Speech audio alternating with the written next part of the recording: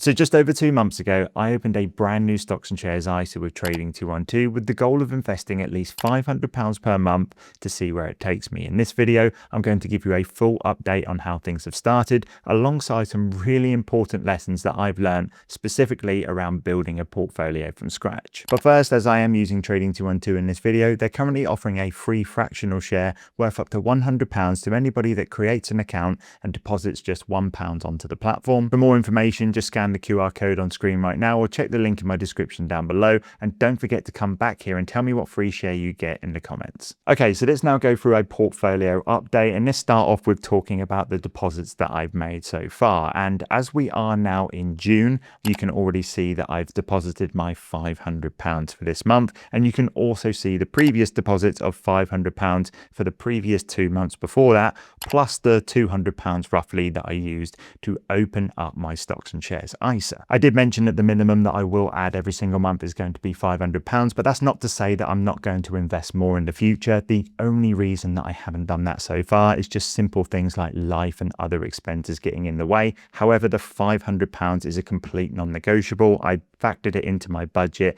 and this is the first thing that I do every single month after I know that my bills have been covered. Now, when we take a look at where my money has actually been invested into, as you can see, the only investment that I have inside this portfolio is the Vanguard FTSE All World ETF. The ticker symbol for this is VWRP. Now, this one right here is the accumulating fund, which means the dividends are automatically reinvested for me. There is an alternative fund to this called VWRL. It's exactly the same fund. The only difference is it's a distributing fund, which means when you get paid dividends, they are paid to your investing account as cash, and then you have the option to either withdraw them or maybe invest it into something else. Now, in terms of my performance so far, I would say it's had a pretty solid start. Over the last month, this ETF has gone up 2.59% alone, and that is despite a pretty sharp dip literally the day before I filmed this video. And in total, since opening the stocks and shares ISA on the 6th of April this year, I am up pretty much £100 on the dot, which I'm relatively happy with. A question that I've actually had quite a lot recently is, do I have any plans on investing into anything else other than the All World fund that I'm currently invested into?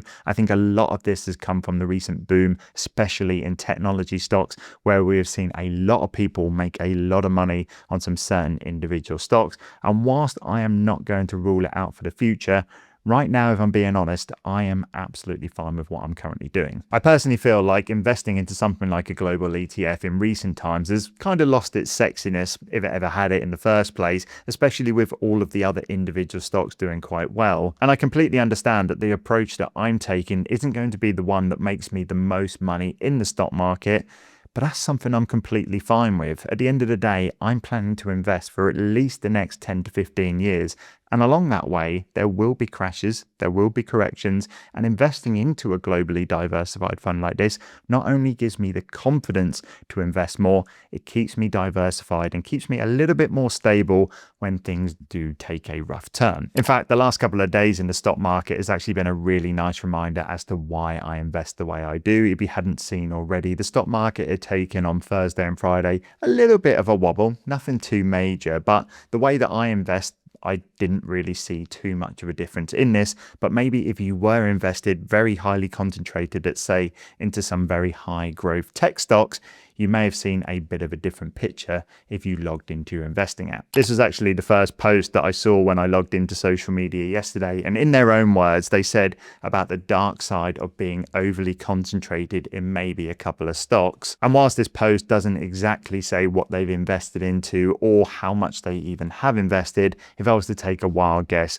there probably will be a high concentration in them very high growth tech or AI stocks that have seen those massive gains over the last couple of months here. But just going back to the portfolio, £1,700 invested so far, roughly £100 up in terms of my returns. And I think that leads me nicely to talking about some of the lessons that I've actually learned since opening a brand new stocks and shares ISA versus when I first opened one around 8 years ago. And the first lesson of them all is how much I've realized the impact of fees can actually have when you're opening a new account. You see, when I first started, my first stocks and shares ISA was actually opened with a company called Hargreaves Lansdown. Now, this This is a massive investing company in the UK. I felt very safe using them and I really like their platform as well.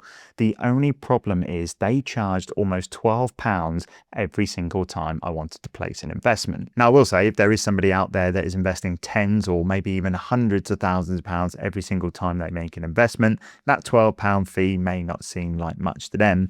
But if somebody is just starting and opening their stocks and shares ISA for the very first time, and let's say they're investing £100 a month, paying that £12 fee every single time you place an investment is going to have a massive compounding effect on your investment returns over time. I almost look at it as like £12 on £100. That's almost like a 12% loss before you've even got started. The next lesson is that contributions matter way more than returns at the start. This is because when you first start investing with a very small amount in your portfolio, most likely a 1 or 2% swing in either way is going to have very little effect on your returns in the long run. Just for context, I've thrown up my other stocks and shares ISA next to the current one that I have right now with the same date range in terms of performance.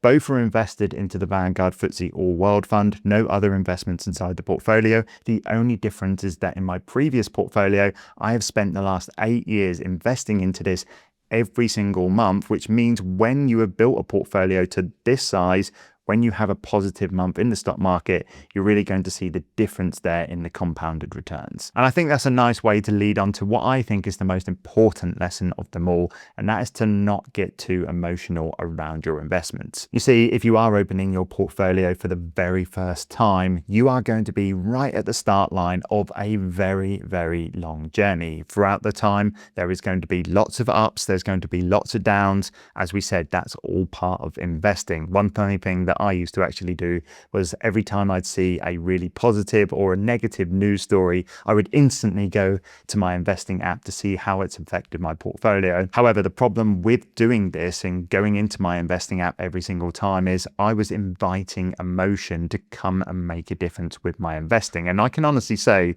with this brand new portfolio, the only times I have actually logged into my Trading 212 account is to, number one, deposit my monthly deposits, and number two is to grab some screenshots and screen recordings to make these kind of videos. Whereas when I first started investing, oh my God, I would be in there almost 30, 40, or maybe even 50 times every single day. Honestly, if there was one tip that I could give any investor for when they're first starting out, is to make your investment every single month and then delete the app and just re-download it every single time you want to deposit more money. Just don't lose the password. But other than that, I hope you enjoyed this video. Please do leave any questions that you have down below. I'll try my best to answer them. And don't forget to grab your free fractional share with Trading 212 and let me know which one you get.